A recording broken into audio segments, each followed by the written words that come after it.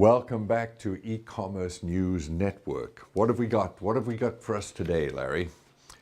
We're going to look at the race between Walmart and Amazon. This is true. Amazon is still the new kid on the block. Remember that. Walmart first opened its doors in 1962. Amazon founded in 1994. So Walmart has had a 32-year advantage. And yes, compared to Amazon, Walmart is Goliath and Amazon is David. Amazon's revenue last year was $136 billion. Walmart was 3.5 times larger at $486 billion. So they really are the giant. However, when it comes to online sales, Amazon hit $92 billion last year. Walmart only had $13.7 billion. So when it comes to online, Amazon is the one who are kicking it. And the powers at Walmart do not like this one little bit. They're pouring millions of dollars in their efforts to catch up when it comes to online sales. Walmart's customer base is typically older clientele. So one of the markets that they're targeting is millennial women. That's women between the ages of 18 and 34. In the last 3 months, they've acquired a whole bunch of stores that are catering to millennials. ModCloth, an American online retailer of vintage-inspired women's clothing. Not surprisingly, Larry, I have not heard of them. Moose Jaw is an outdoor apparel and gear retailer. Cost them $57 million. I haven't heard of them either. And at the beginning of the year, they acquired e-commerce shoe retailer ShoeBuy.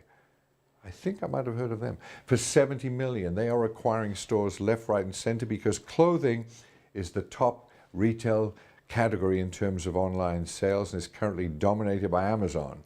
But Walmart has enormous capital resources that they can draw on in their fight to catch up.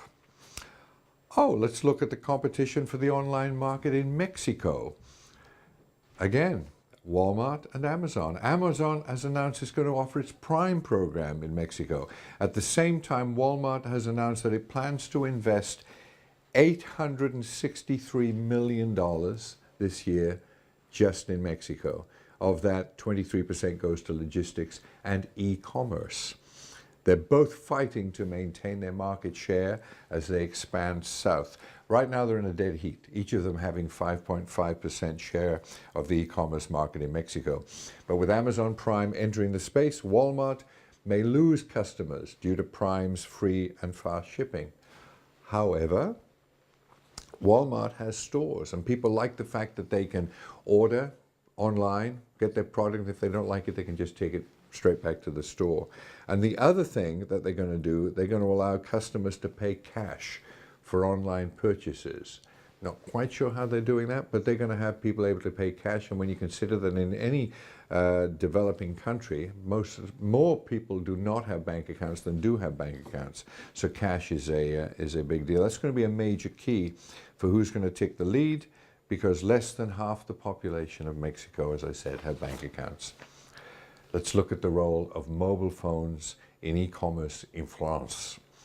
No surprise, the smartphone is the fastest growing enabler, e-commerce enabler in France. In the fourth quarter of last year, smartphone sales made up nearly 1/5 of all digital sales, up 22% from a year earlier.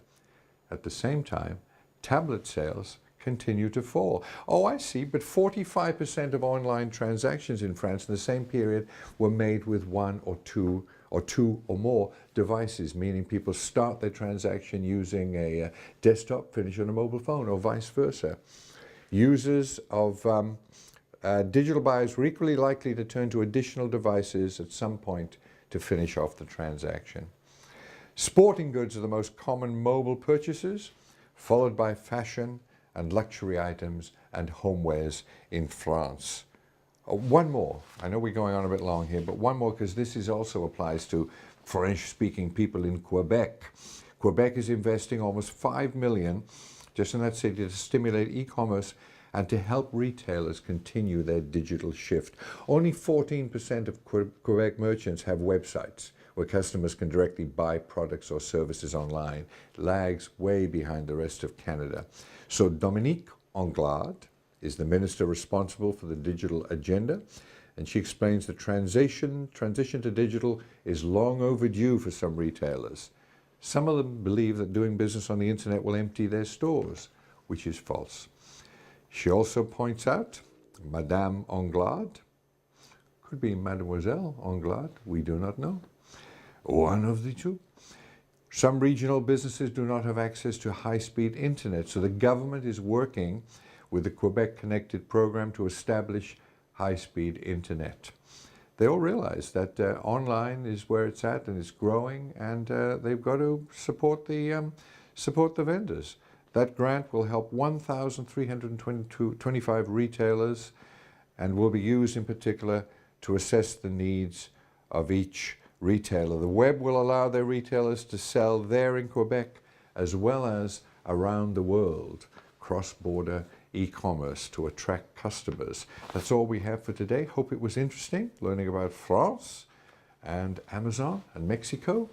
And if you need to know more, go to ecommercenews.us. That's right, isn't it? ecommercenews.us. Sounds right to me. And we'll see you next time. Thanks for joining us.